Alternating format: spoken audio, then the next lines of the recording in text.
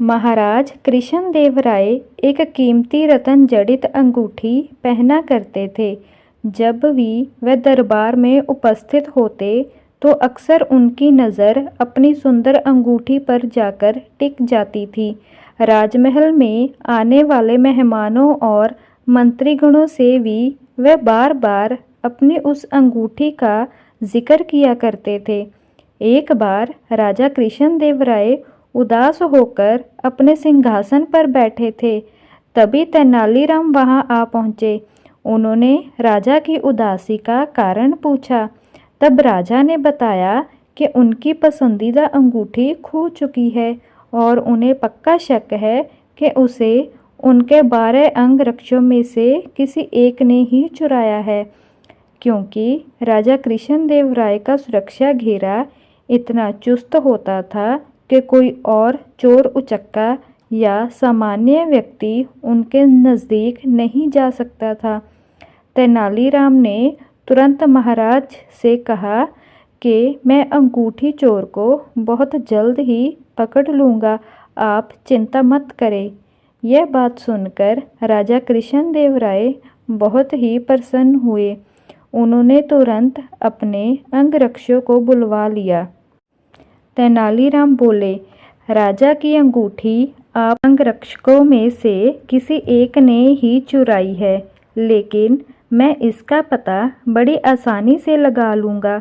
जो सच्चा है उसे डरने की कोई ज़रूरत नहीं, और जो चोर है वह कठोर दंड भोगने के लिए तैयार हो जाए।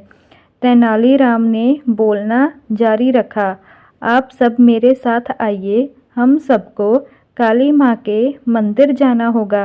राजा बोले, यह क्या कर रहे हो तेनालीराम?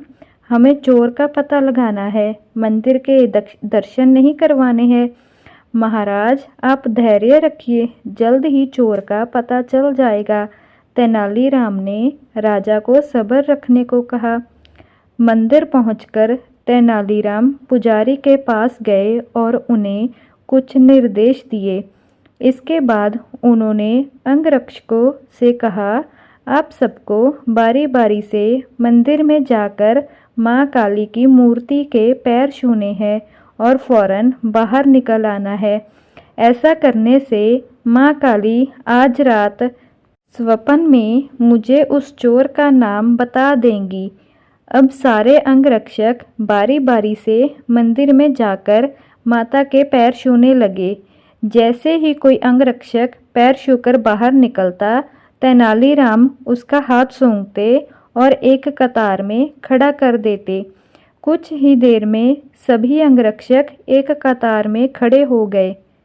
महाराज बोले, चोर का पता तो कल सुबह लगेगा, तब तक इनका क्या किया जाए? नहीं महाराज, चोर का पता तो लग चुका है। 7वें स्थान पर खड़ा अंगरक्षक ही चोर है। ऐसा सुनते ही वह अंगरक्षक भागने लगा, पर वहां मौजूद सिपाहियों ने उसे धर दबोचा और कारागार में डाल दिया। राजा और बाकी सभी लोग चौंक गए थे कि तेनालीराम ने बिना सपना देखे कैसे पता कर लिया कि चोर वही है।